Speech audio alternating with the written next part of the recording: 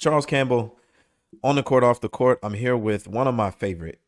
I would say personality, but you're more than just a personality. Ronnie Flores, Ballislife, California. How are you, Ronnie?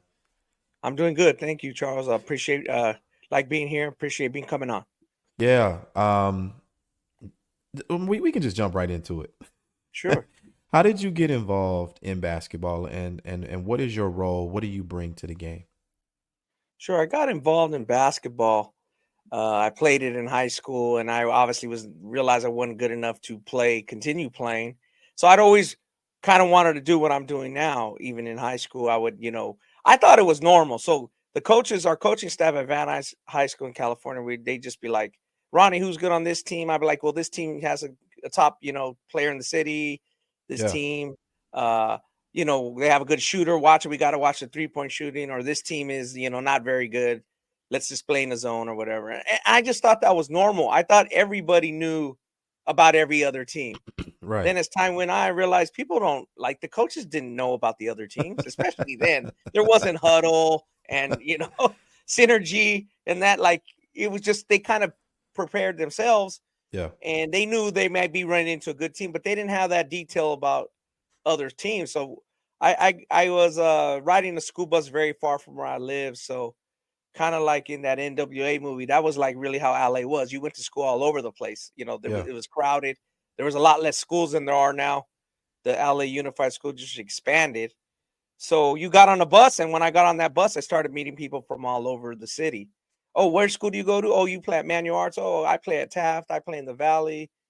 Oh, you're D. You might go D1. Oh, yeah, I live over here though.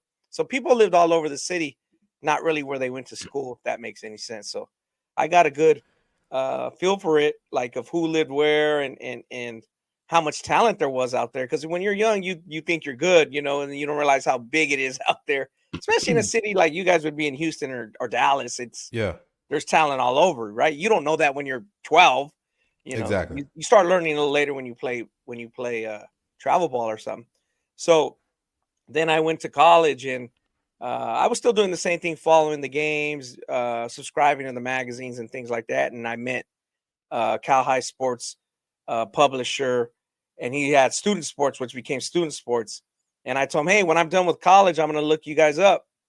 And I was into it. I knew I was into it. So I did. And luckily he gave me like an internship / job. It started from there. And we covered, it was mainly an event management company. They did like the Nike football camps that we had all over the country. Um, that's how kind of like the bread and butter of it. And they had a magazine which covered great athletes, obviously guys on like Tracy McGrady were on the cover, Kevin Mm. Garnett was on the cover. Then we go to later, like LeBron was on the cover. A little later, he was on that cover even before sports. So if you were a high school athlete or you knew about that market, you probably read Student Sports Magazine up until Yeah. like 2004. You know what I mean? Yeah. It was Yeah. dedicated to high school. So that's where we were in. And then he was way ahead of the game, meaning my boss, Andy Bark. And he was like, this magazine is not making us any money. We got to venture into something else. I'm going to end it. And he was way ahead of that because he was prideful in not putting like sexual or tobacco ads in his magazine. So it was hard to get advertising because he wasn't going to put like any controversial advertising, right? Yeah. In his magazine was all like AD based, school based camps. We would go in there, things like that. Camp ads, summer ads, and it's hard to maintain. He knew he was way ahead of the curve with that. Luckily to him, he knew newspapers were in trouble too. I knew news by 2005. We knew newspapers Yeah. were going to have a hard time selling advertising in the future. That's what almost 20 years ago now. So Yeah. it really hit. That's crazy to even say that. Yeah, exactly. 2005. I was already in it about 4 or 5 years, 5 years, and you can see, So we that's how I got into it, and then there was a lot of we did work with Rivals, and back then in the early 2000s, Rivals was a big the big platform, right? 247 wasn't around yet. Um, Bobby Burton and Shannon Terry again. Shannon Terry was involved in Rivals then, and then he started 247, and now he Yeah. started On Three. So I don't know if people know that the same guy started all three of them. He I sold remember them. that. Yeah, I he remember sold that them. in it. Yeah. That's so crazy. But Yeah. what's even crazier is that your history with the game, especially from the evaluation perspective, goes back that far. Because 2005, I was 20, 21 years old. Okay. I graduated 2002, but Got it. I grew up reading the Street and Smiths magazines, reading Yeah. like you make me feel very normal. Yeah. because Yeah. because I felt like I wasn't, because the same things you're talking about, I was a player. I went on to play D3 and then I let it go, but I was Yeah. always watching the game, into the game, knowing who the players Sure. were, knowing what their strengths were, their weaknesses were. So I'm glad to be in that company. Oh yeah. Likewise, Charles. It's funny. I talked to Chris Bosch one time at the USA training camp for the 2018 in Vegas, and it was right around the time Kobe Bryant was kind of requested a trade from the Lakers. I don't People don't remember that, but they choose not to remember that. But Right, right. um, it was a big media push because it was the first time he was going to be available for the media since that announcement, or since that came out in the newspapers, right? That Kobe may get traded, wanted to trade. The Lakers weren't very good, which they weren't until they got Paul Gasol. Yeah. So I was able to talk to all the other guys, Chauncey Billups, Jason Kidd. There was nobody around them. We were just, I didn't want to talk to Kobe about the Lakers. I could care. I wanted Right. to talk about the high school stuff or like Yeah. the team, and Jason Kidd was kind of mentioning like, man, yeah, I kind of remember those days. I loved it that I didn't have a lot of bills. All I'm doing now is paying bills and paying taxes. So we were joking, right? And Chauncey Billups was kind of bummed out because he remembered that in his senior year, he's from Denver and people knew about him, and he Yeah. was one of the best players ever from Denver.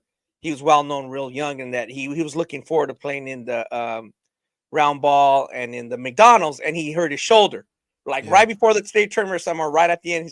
So he sat on the bench, but like he didn't play in either Wow. game. So he was a little bummed about it. Even 10 years later, he was like, man, I wanted to play. Like, especially being from Denver, I wanted people to see that I was good as Paul Pierce and Yeah. Garnett and Marbury, the guys in his class, tractor trailer, those kind of guys. So we were laughing about that. And then Chris Bosch said something that I won't forget. He was like, and I bring that up because you said 2002. And he was like, when I was young, we played travel ball, but we were always a little intimidated, or we came in psyched out when we played a team from New York or Cali. Yeah. We just weren't as well known. Maybe we didn't have the confidence as young Texas kids, like, oh, those guys are from Cali we were always like, whoa, we better be ready to play.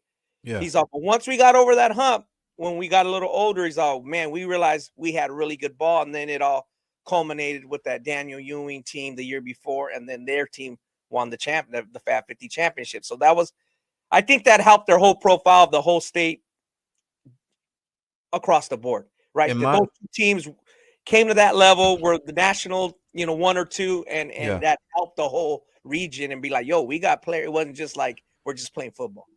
I always say that my class Yeah, 2002 was yeah, what started Texas, the national Texas high school basketball. You had yeah, Daniel Horton, you had Darren Williams and Bracy Wright, you had yeah, like I said, Chris Bosh, you had Brian Hopkins, you had like yeah. all of those guys are in my class. You had Keith Langford, that was just like maybe a year. I think Keith was maybe a year or two ahead of us.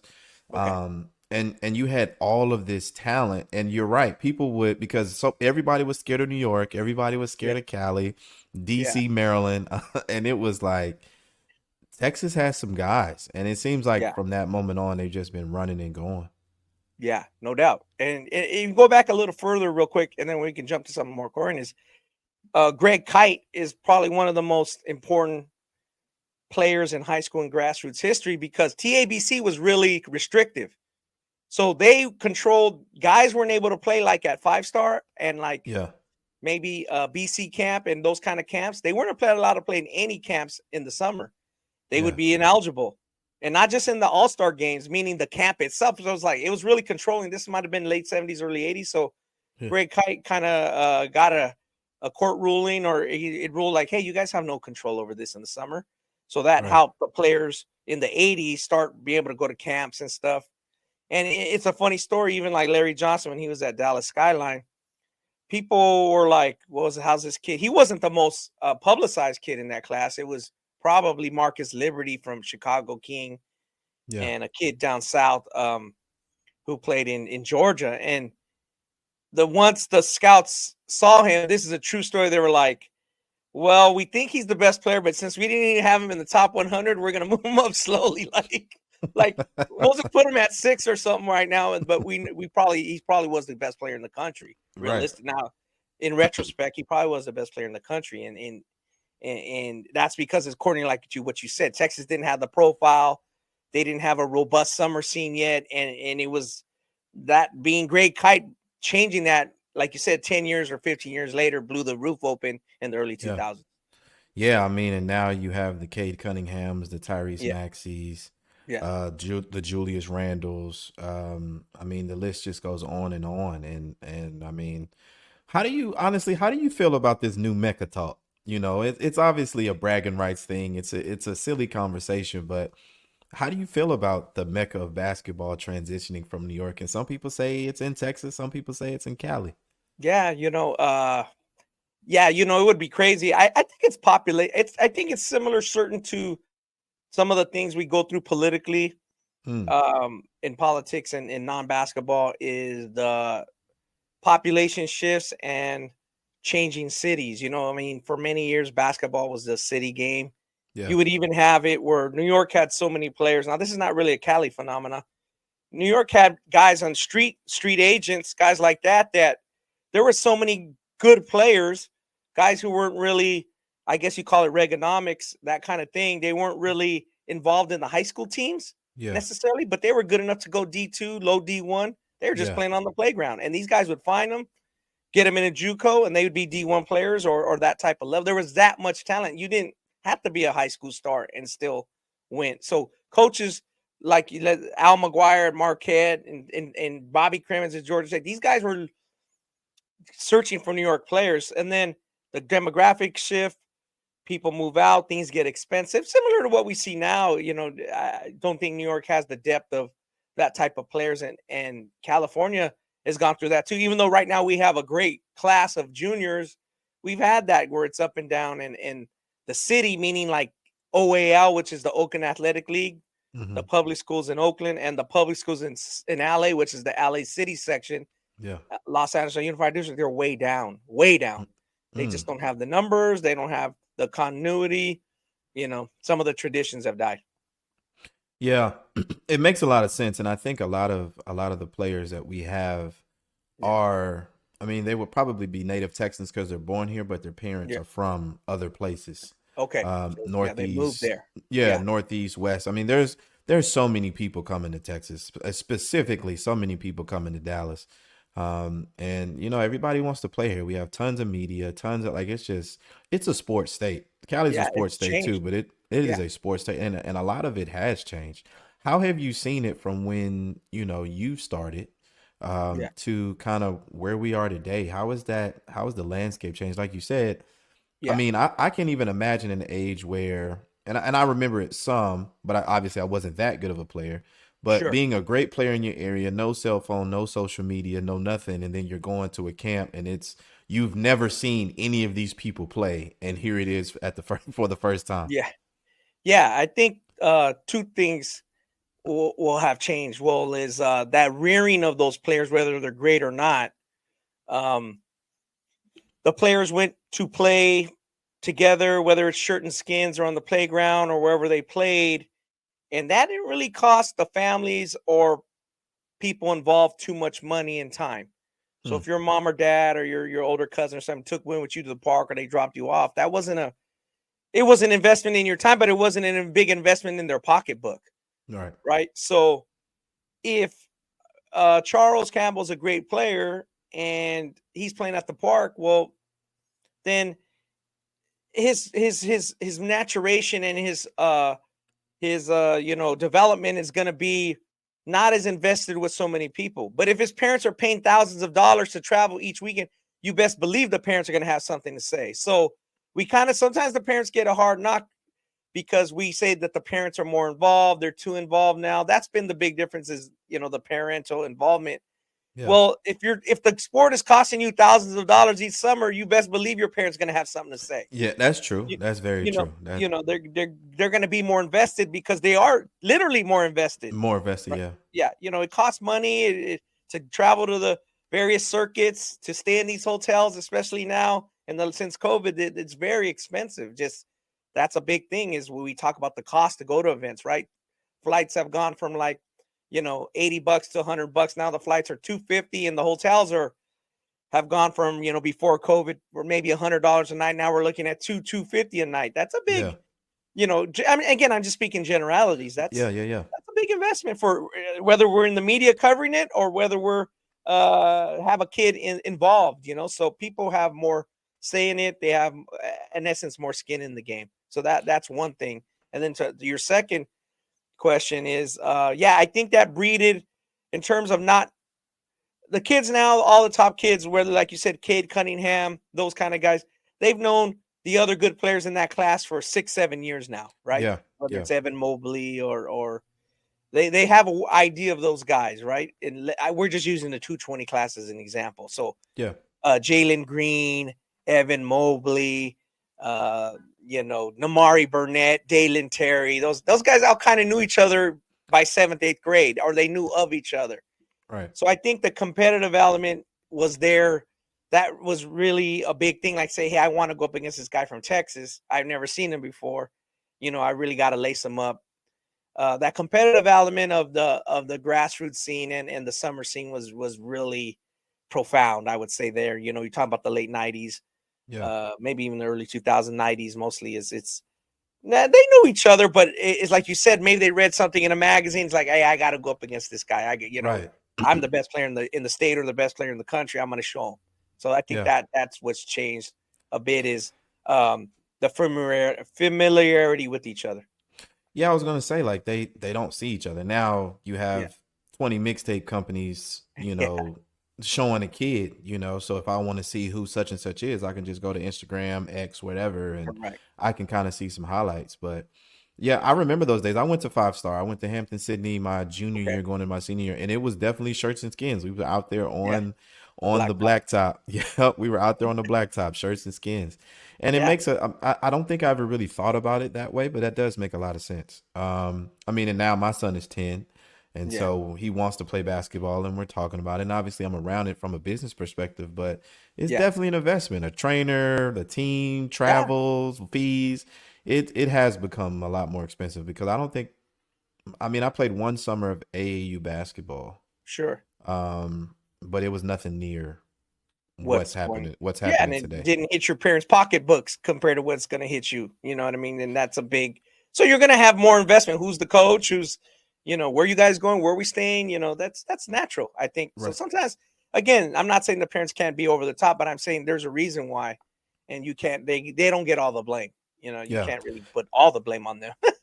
So, Speaking of parents over the top, we were just at Pangos yeah, here in Dallas. You came to Dallas. We were here in Dallas. sure. We did the All-Star game. We put it together or whatever. Yeah, And we had a couple of parents that were a little disappointed and they voiced those concerns. sure. Some in a pleasant way, some in a not so pleasant way. As Sure. an evaluator, how do you take that? Like what would you, and I know, being there, I know how you reacted to it, very professional, Sure. but how do you take that from that perspective of we're here at this camp. I feel like my kid did this, but you're saying he didn't do that. Yeah. I would think two things. If I'm sitting let's say we're at an event and there's a media table and the table's for the media. If I'm going to sit down, then I'm going to sit down and watch and not try to socialize too much. Yeah. And if I know I'm going to be there and I'm going to be out of the gym, then I might sit somewhere else Yeah. because I don't want to say like, hey, your kid did this or your kid did that. And I was socializing half the time and wasn't really walking around. Now I Right. get that could be part of the job is to, whether you have a college service or you're trying to make your events better or you're trying to promote other events. You may have to go talk to parents or talk to camp organizers. That I get that. But for me, I since I'm not involved with the team, I don't promote one team or another. I'm gonna try to sit there the whole time. Right. So at least watch one team, you know, every team at least once. So Yeah. in that situation, you're speaking specifically about the Pango South camp. I'm gonna watch every session of every of the whole event. So at least at the end of the day, I have some ammo to tell the parents, you know what, I watched every team at least once, and maybe even twice, most of the teams. So unless they've watched all the time, I'm saying you left the gym when your kid wasn't put. You know, how do you know what I'm saying? If you're, Right. but if they see me leaving the gym or they see me socializing, then it's like, hey, well, you were kind of like not watching either, kind of thing. You know, that gives them more ammo Right. to make their point. And to take it, I would say, hey, you know, that makes sense. Your kid is deserving of, you know, getting a fair shot, and you try to give him a fair shot, but you just try to be as honest as you can. And for me, I think people know, you know, generally speaking, that I have no quarrels for their kid or against Yeah. their kid. You know, I'm not trying to prop their kid up artificially, and I'm not trying to push him down Yeah. intentionally. So I think, Yeah. you Yeah. know, generally they know that. And like you said, if you're armed with some knowledge and you can talk to them about uh just basketball in general, then they respect you a little bit more, you know, especially if you know something a little bit about them or their area. So that's why when a kid plays, I want to know everything about him. I want to know where his sister played, his mom, his dad. So I'll know, I can maybe know something or somebody that can have a either a common interest or to have a good conversation, right? The more I Yeah. know, so the more knowledge you have, the better off, and usually the better those conversations go. Yeah, absolutely. And how long have you operated your scouting service? For the NCAA, over 10 years, because again, I worked for Cal High a Sports. company with ESPN for about 5 years after student sports. So, you know, that was kind of quote unquote paying the bills. And to be honest, like even now, I'm kind of against the all the fees that they charge. You know, I think that's just, Yeah, it's to be crazy. honest, extortion. Really, they're Yeah, just it seems like extorting us. it. It Yeah, they're seems not like doing, it. what are they? They're not providing us a service, but Nothing we at got to all. pay them. They're You not have to helping pay them. you get your invoice. So what are we paying them? You know, so Yeah. that comes or goes. I'm not, you know, but I have, you know, the with Balls Life, I do get paid obviously to represent them in a good fashion, and then I own the Hoop Scoop online, which is a subscription which the public can subscribe. So I don't mind chasing the public dollars. The college dollars just come and go. You know, they change. Sometimes Yeah. they you know, staffs change so much now, They and that's do. going to be there. Now I hope that changes too. You know, I hope we as a scouting industry get a fair shake and quit getting hit with fees that don't really pertain to us, and ain't nobody helping us get our invoices. So why should anybody be charging us?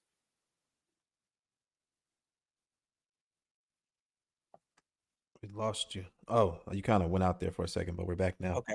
But I'm glad you spoke on the hoop scoop. I was waiting on you to bring that up because I remember my senior year. I was down in Miami Northwest Christian. Anthony Pujol was my head coach. He's now at North Alabama. Okay. Um, and I was on Hoop Scoop like every day, like hoping. I didn't understand how the industry worked back then, so I was Okay. hoping somebody was watching my games. Obviously, it was Clark. I know it's Clark now, Yeah. but obviously it was like, you know, is he watching? Are they watching it? Are they talking Yeah. about it? Are they talking about it? But the Hoop Scoop is such a foundational piece of scouting, especially in the internet era.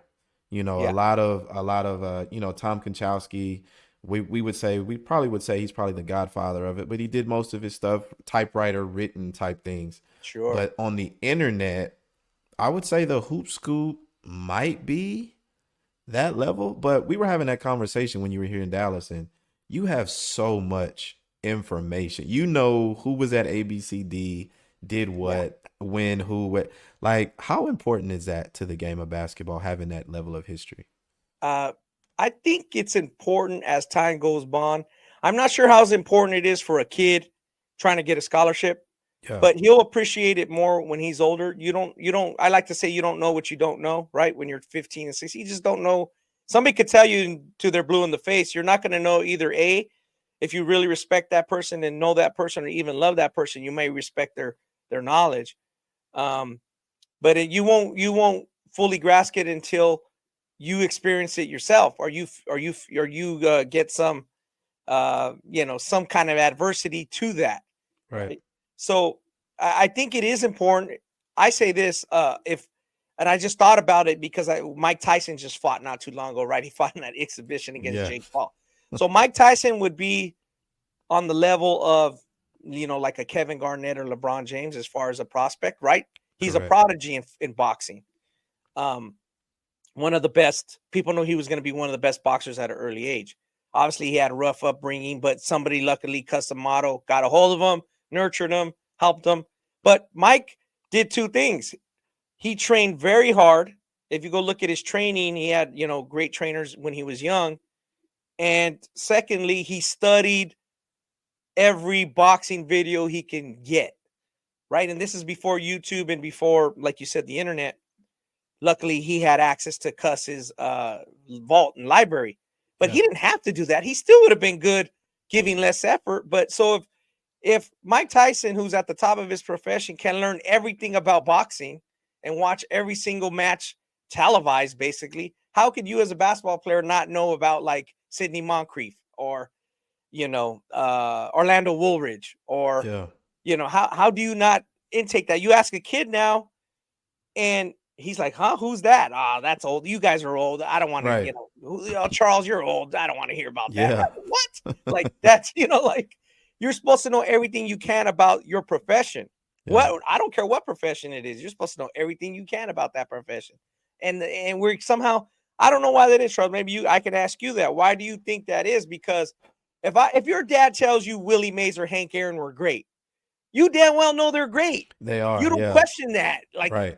we don't question that in baseball. We don't question that in football. Walter Payton, O.J. Simpson, Jim Brown. We know that they're at the top of the tier. But when it comes to basketball, some reason they're plumbers and they're bums. I don't know I where was that I was started just from. about to say that the whole Yeah, plumber conversation. Like, you got to yeah, be kidding me that you're calling these dudes plumbers, man. yeah, Like, I think many of them would absolutely destroy today's NBA with the amount of three balls they're shooting, the sure, sure. fact that they don't like the mid range, all of this stuff that we're doing today Yeah, does a real disservice to what the game was when I yeah, was growing up. I remember popping in those VHS tapes. My dad bought me a whole gang of VHS tapes. sure. Magic Johnson, Michael Jordan, NBA Yeah. Superstars, volume like one Oh through yeah. three.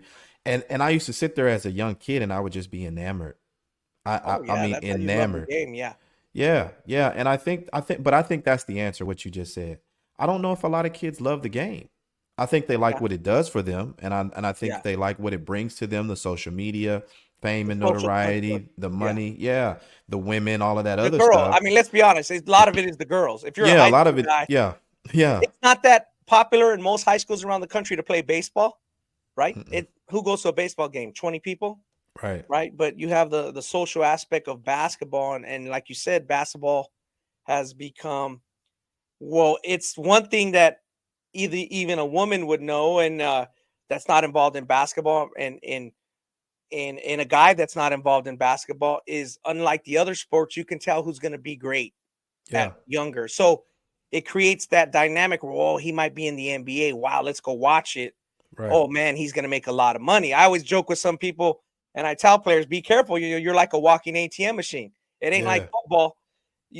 People look at you, you're 6'8, 6'9, 7 foot. They just see a big ATM machine in front of them. Yeah. Yeah. So you got to be careful. It ain't like that in football. You can go to a club or you can go to a social gathering. You can see a dude 5'11", 180 pounds. You don't know he's in the NFL. You've never Right. seen him. Right. He has on a helmet, but he's a professional athlete. But it's way different with basketball because of the facial recognition, their size. They stand out in crowds. So, it's a whole different social aspect. But yeah, I wish there's some way we can get away from that. And maybe that's changing. It obviously, so I would tell a kid, if you want to learn more, go to something like check out the hoopscooponline.com or talk to some older guys that have been around even longer before me, Van Coleman, Frank Yeah. Burleson, those kind of guys. There's a lot of things you can learn from that, but you have to be willing. You can't, if you're just thinking all of them are bums and plumbers, then yeah, you're not going to get anywhere with that. How you're in California, so you Sure. guys have NIL at the high school level. We don't Yeah. have it here in Texas. And I Sure. think it would absolutely go crazy here in Texas, especially we're a football state. So on the football side, Yeah. Duncanville High School has a kid that's going to Alabama and he's just a monster. Sure. But how does that play? You're a walking ATM machine. How have you seen that and obviously we know, but under the table things were happening. It wasn't out Sure, in the public, sure, but now, Nike has a whole high school NIL team. sure. How does that play into the benefits of basketball? Oh, that's a good question. How does it play into the benefits? Well, I just think that it makes it where you have to grow up faster. Meaning, Mm, if you're getting legitimate NIL deal, an endorsement deal from a company such as Nike or another shoe company, you know, you have to your parents have to make good decisions, and you have to make good decisions on and off the court.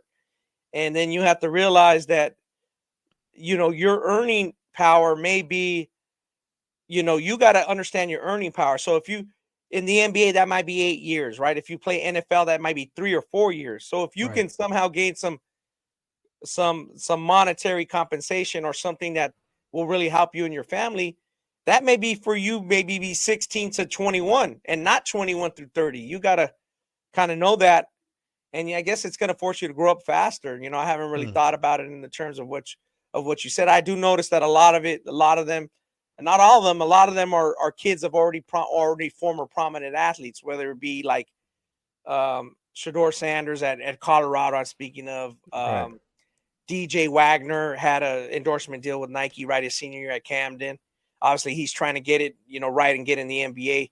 And Yeah. then you have the young guys who are in California now. Again, I don't know the particulars of their NIL deals, but you have Arenas, Ariza, those guys. Even you could even throw Crow in there, and his dad played college basketball, so he's not Mm, an NBA player. But so these guys they come with some kind of arm, with some kind of knowledge or some kind of background into like the world of agents and dealing with that. But not every kid is like that. If a kid doesn't have that type of background, you hopefully that he makes the right decisions. And obviously we hope we get to this point in this industry where they're mostly legitimate endorsement deals. They're just this proxy.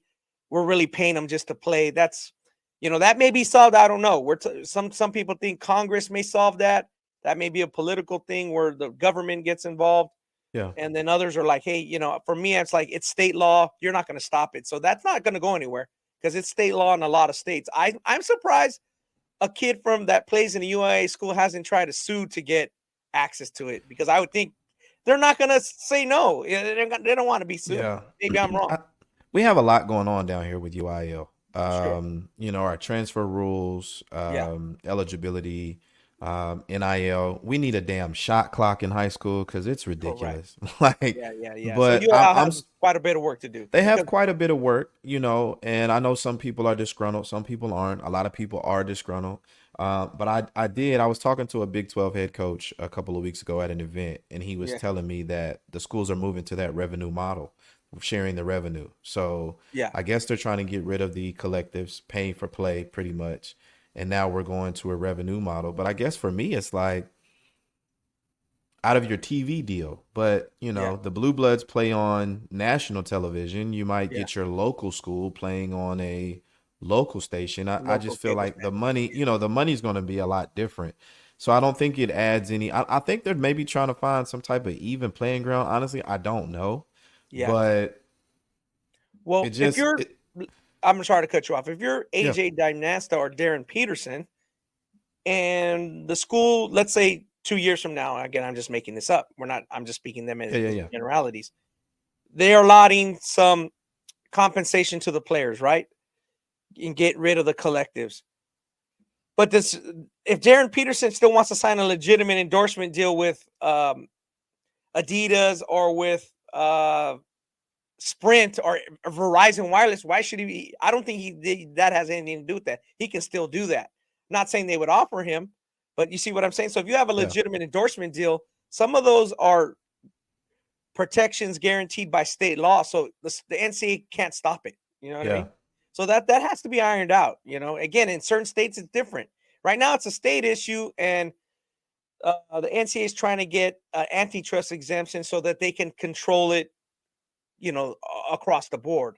Yeah. That still hasn't been resolved. So yeah, we're not, like you said, we're both probably a little bit naive, or we don't have the we don't Yeah. have It's the above knowledge our, yet of how it's it's going our to work. above our pay grade for sure. Yeah, it's not there yet. So yeah, I hope that people understand, mainly parents and fans understand the difference between a legitimate endorsement deal, like somebody would sign, like Cooper Flag sign with New Balance, compared to Yeah. like we're paying this player to basically play at this school. That's two different Right. things, Yeah. So Yeah.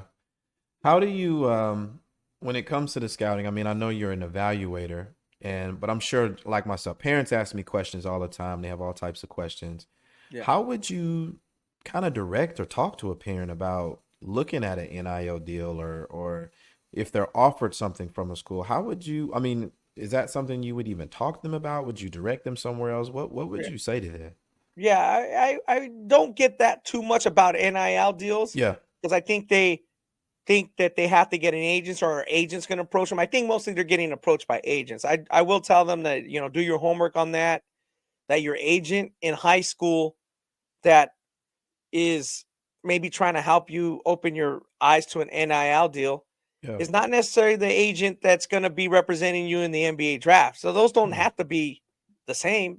I Right. think those agencies think it's, oh, this kid's in our wheelhouse, he's going to go with us. So I tell them to do their homework on that, and be obviously to be cognizant of what they're signing, and that you know what is it that you're signing? Is it a 1 year deal? Is it a long-term deal? How much is percentage is that third person or third party taking? Yeah. You can negotiate it yourself, but then you got to really be educated on that, and educated on the laws in your state, that, Yeah. what are you allowed to sign, what are you not allowed to sign. NIL has always been allowed in California because we have, Oh. uh, even before all this, before COVID, before all this NIL in 2021, because of the child actors here. So kids have been, Ah, yeah. yeah, kids have been having NIL deals while in their high school many, many years ago. Even though we're getting paid, right, while still playing high school sports. It was the NCAA that gave them the problem. So the CIF and in California had no problem with endorsement deals for kids even 15, 20, 30 years ago. We didn't really know about them, but there was a lot of prominent kids who already had agents and had talent agents and were still playing high school sports. They ran into some sticky issues with once they got eligible for the NCAA. That's where they ran into, but not with high school. So that is Yeah. obviously off the board now. The NCAA can't stop, NIL in California. I don't even think the NCAA can stop people from getting paid in California. California's pretty loose with it in terms of, the California Play for Pay Act of that got signed in 2021 kind of opened the floodgates for the rest of the country. Yeah. Do you see that as a good thing, bad thing for the game? For Because the I hear a game, lot of, there's a lot of commentary. There's the crowd that, oh, this is terrible, it's ruining the game, and it sucks, and all of this. yeah, And then I mean, I'm personally for it because we've seen it done under the table, we've seen it done yeah, in the back room, we've seen it done secretly. I just feel like why not just put everything out on the table and correct. I'm and have it for it done. because why shouldn't you try to profit off your likeness if it's legitimate, when you can? Yeah. Not everybody's power of earning. Most of us earn our most money in our 30s and 40s. But if you're Macaulay Culkin or Shea Cotton, and Yeah. you make thousands of dollars in your teens, you should.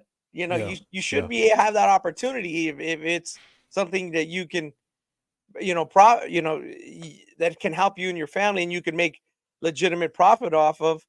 I don't think anybody should stop you. If a company is now, if a company's like, I see a lot of companies haphazardly giving out NIL deals. I know they don't know what they're doing. They're just going with the flow, right? They're just, Right. it's one of these things that it's hot right now. Let's give kids.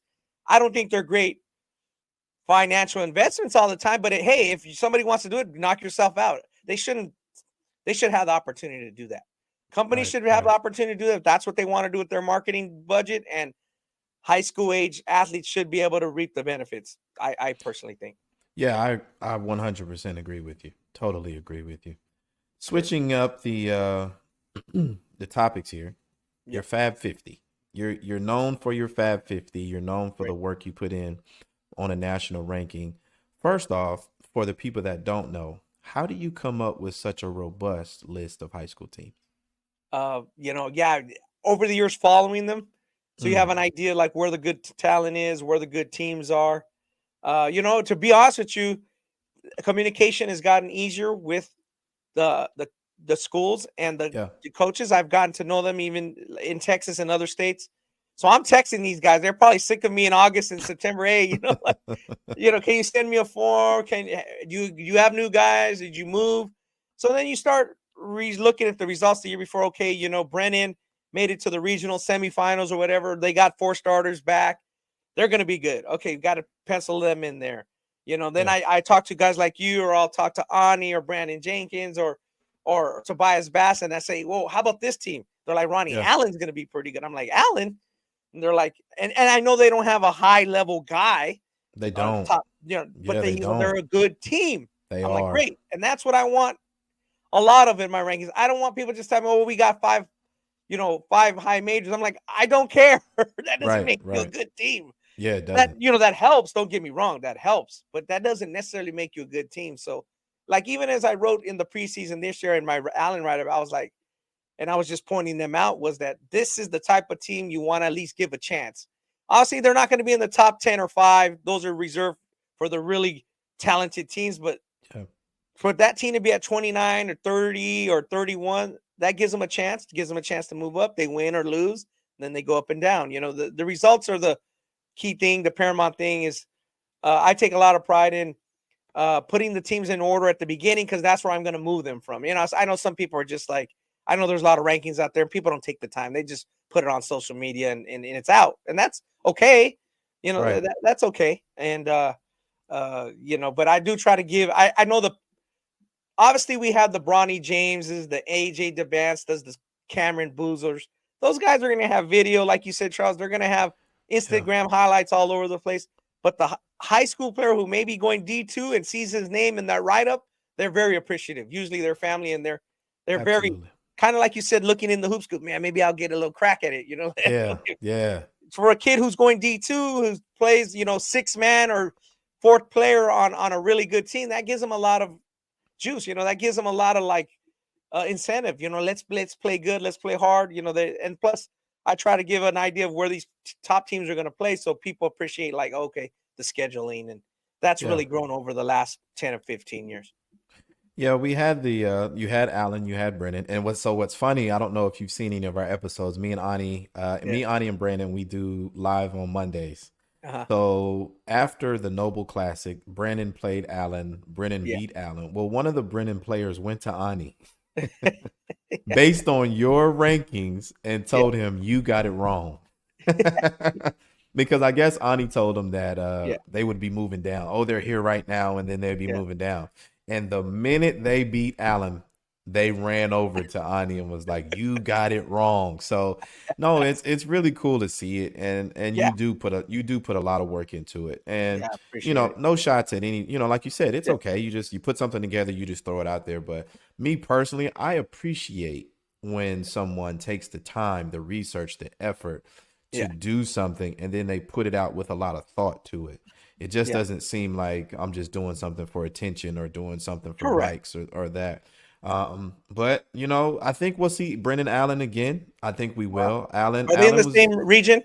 they are in well, no, they're in different regions, and that's why I say Yeah. I think they'll both be down in San Antonio. Obviously, that would be a home atmosphere for Brennan. Kingston Yeah. Flemings is on an absolute tear. Got it. After that win, and that was the game they played Dynamic Prep. They beat Dynamic Prep, Yeah. That and that win opened up a lot of people's eyes. Yeah. it did. And then they turned around and beat Allen. And so, Yeah. Allen beat Dynamic Prep. Allen they beat Kimball by 40 in that's not an official game, but Yeah. they beat Kimball by 40, and Kimball's probably gonna they're Yeah. probably gonna win the state championship here in their division. Is that And 5A? so, yeah, that's 5A. Yeah, Got it. there probably won't be Yeah. any real competition for them. I Especially would with Faith Family now out of the UIL, right? Exactly, Yeah. exactly. And they're good, So, a lot of our teams beat up on each other here, but yeah, I think potentially you would have Brennan Allen, Faith Yeah. Family. I think Dynamic Prep would come back. We have some good games this week. I know you're not going to be here for the Hoop Yeah. Fest, For but Glenn's we have event. some pretty good matchups for all of those teams to really kind of get a feel of where they are outside of just beating up on one another, because they do that Yeah. all season long in preseason and summer league and fall league. And it's great because now the average Texas fan if he goes to ballslife.com, checks out the rankings, maybe he knows a little bit about Roosevelt. Now, oh, I want to see that Roosevelt team play Yeah. against, so the community's smaller, right? Because of Instagram, social media, write-ups. But and people, like you said, if we can get the younger people to still appreciate reading a little bit about some guys, then I think that'll help them. And like you said, the kids from Brennan definitely did. Like, Man. yeah, they saw it on the podcast or what he said, and so that's good. And it's like you said, it's mostly in good fun. But I will say this, and I know there's a lot of social media chatter about it, like the rankings don't matter. Bull. You go ask an NBA player, he's like, that dude was ranked ahead of me. They don't forget. Now, whether it's No, right they or don't. wrong is not important, but Right. they remember. You know what I Yeah. mean? They Yeah, do. somebody They just had do. said that earlier this season too in the NBA. They're like, he was ranked higher than me. I remember it was a big story at the beginning of the season. These dudes don't forget. They And, don't. and it's the same thing with high school. You know what I mean? Oh yeah, our team was number one. Just like we're saying about Chris Bosh. 20 years later, we know Lincoln Dallas was the Fat 50 champ. That was important to them. Right. Not everybody plays in the NBA, so I bet you the other guys on that team take a lot of pride in being on that team. You know what I Yeah. mean? Still today, it still resonates. So Speaking of the national championship, we have the yeah, Chipotle Nationals now. yeah. Do you already have a team or teams that you would see right now that would probably trending toward being a national favorite to win that championship? Wow. Well, you know, prolific prep knocked off Columbus, but as we look at that game, a lot of people don't realize that was Columbus's first game, and Yeah. Prolific had played 6 or 7 games. And then you think, wow, they're playing really well. Now Darren Peterson tweaks his foot or tweaks his ankle. He misses 2 games, so Prolific Prep drops 2 games.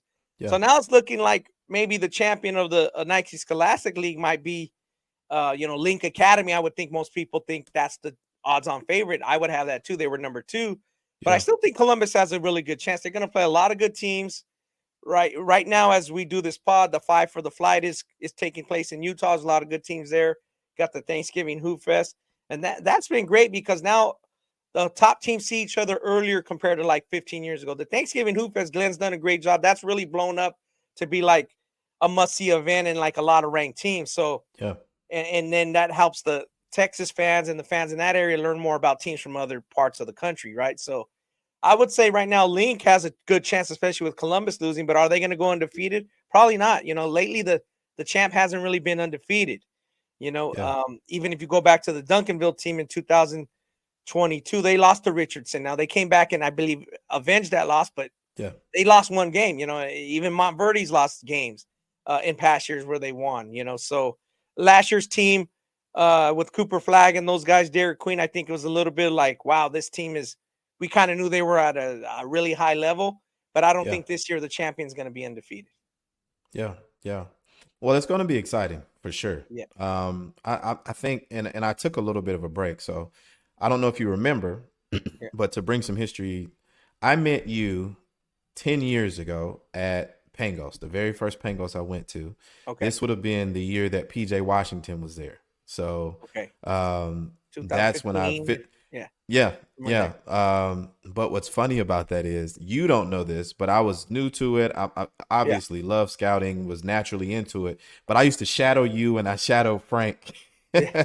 just to see how you guys work, just to Yeah. learn the business side of things. And you guys have done such a tremendous job in your own personal career. But I just want to say to you, like, you're a distant mentor to me. I read your stuff, I watch I Appreciate it. watch your stuff.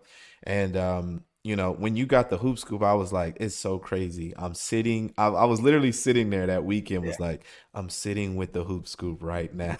No, I It just appreciate took, it. I know Clark has kind of stepped aside, but I wanted to keep it going because, like you said, if yeah, you go to the website, you could look up events, event rankings, player rankings. As soon as he got them on the internet, he did save them. That's one thing I would say if you're a scout, or some advice is to try to save all your work, back it up. I know sometimes computers crash. I get all that. Put it in the yeah. cloud because he has all his work that he put on the internet from like 96 or 97 is on that website. You Wow. can easily go search it. Like, so if you want to know what happened at some big event, you could, as long as you have the time, take the time to search it, it's on there. So Yeah. we're pretty happy about that. And we're glad we can offer that service to people that are really into it. Yeah. So before you go, I always like to leave parents with something. Parents, players, prospective Sure, college sure. athletes. What would you tell them from your perspective as an evaluator, how to get to that next level of college basketball?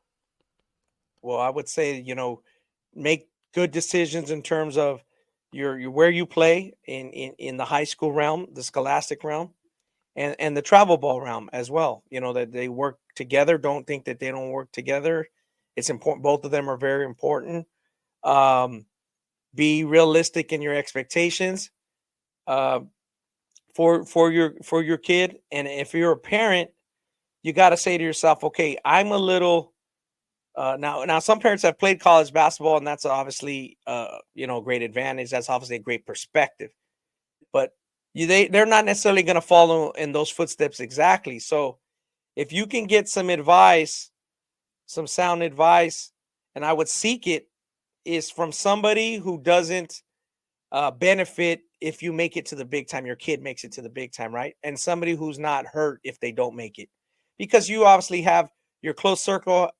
They either are family or somebody that really cares about that person, and sometimes a little bit that opinion can be a little bit jaded just based on that love, because we love our Yeah. kids, we love our family, we love those close to us. So once in a while you do need, I would say, seek some advice from somebody who doesn't benefit if you make it. They're not going to be popping bottles with you at a club, or who doesn't make it, who's not going to be distraught if something happens, injury, Yeah. ineligibility, maybe not, not playing to the level. So those would be the two main things I think there. And have fun. If it's not fun, maybe take a step back and try to evaluate, why is it not fun? Why is my kid not having fun? Maybe does he need a break? Does he need to play other sports? And to try to play other sports for as long as he or she can. I think that Yeah. helps the love and helps the just the natural progression and the production is, you need a couple weekends off in the summer, and really, last thing I would say is, ask somebody who's not involved in the basketball scouting, is the human anatomy, the body, really know what, rest, recovery. I always try to tell kids, you don't have to eat 4 pieces of pizza if at every little party you go to. If you can only eat one or two, that's good. Start training yourself at a young age. And again, I'm not saying physical training. I'm saying to train discipline. I don't need 4 sodas. I don't need to eat candy all day. You can get away with it. That's what's great about being a kid. But if you Yeah. can train your body and train yourself, it'll pay off later when you can't do that. Yeah, that's great advice, and I hope the Yeah. people that are going to listen to this and that will be listening, they really heed that, because that you hit everything on the mark there. How can we follow you? Where can we find your stuff? Tell people how Yeah. to get in contact with you. Well, I appreciate it. Yeah. My handle for Instagram and Twitter, I use Twitter a lot more, is Ronnie Flores. It's on the screen there. Yeah, on Charles's screen. If you're watching and not listening, uh, you can get me on that. You can go to the ballslife.com. I have my email at the bottom of each story. You can go to the hoopscooponline.com as well. There's some contact information there. Even my phone number. If you want to text me, I'll usually respond to text. Again, it's hoopscooponline.com. And for California people, if you're any listening, calhighsports.com. I'm always doing wide things there, previews, state rankings, that kind of thing. So that would be where you can get a hold of me. Well, cool, man. I appreciate you giving us some of your time. I know you got some basketball to watch. Sure. This was an amazing episode, so I'm sure I'm going to ask you to be on again. Especially, I'm gonna get you in the beginning of the season for sure next season, so we can talk about some of your rankings. Great. But man, I look forward to connecting with you, seeing you on the road down the line. And this is Charles Campbell on the court, off the court, and that's Ronnie Flores with Ball is Life.